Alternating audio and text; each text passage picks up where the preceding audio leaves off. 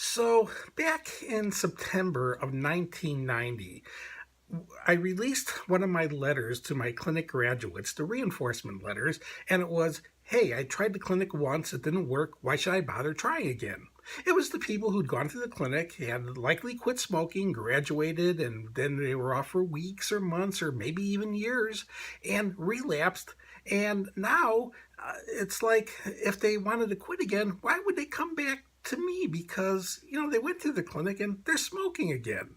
Well, the letter was basically highlighting the fact that the reason they should come back, well, two reasons. One was, hey, it was free. Once they had paid for the program, they never had to pay for it again. So coming back wasn't going to help me at all, but hey, it could very well help them. But as far as for the concept that, well, they heard it all before and it didn't work, yeah, they may have heard it all before, but they didn't believe it all before. That was quite evident in the fact that they went back to smoking, considering the one core message after people were off smoking was all you had to do to keep this quit going. All you had to do was not take a puff on a cigarette.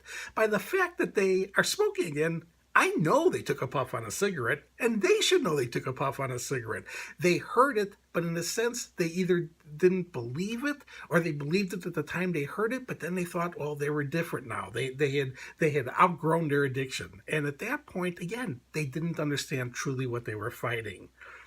As I said, I produced that letter in 1990.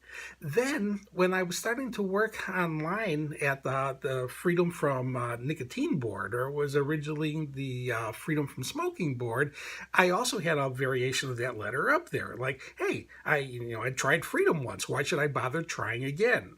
Well, we're ready now for a third iteration of that, which is what this video is. And it's for people who feel like, they've quit smoking, using the videos. They were off successfully for whatever the time period was. They've relapsed, and now it's like, well, why should I do those videos again? Well, the reason, again, is the same. It's because they didn't accept the premise of what those videos were saying. They all ended the same way. I mean, every video I made pretty much ended the way every letter that I made.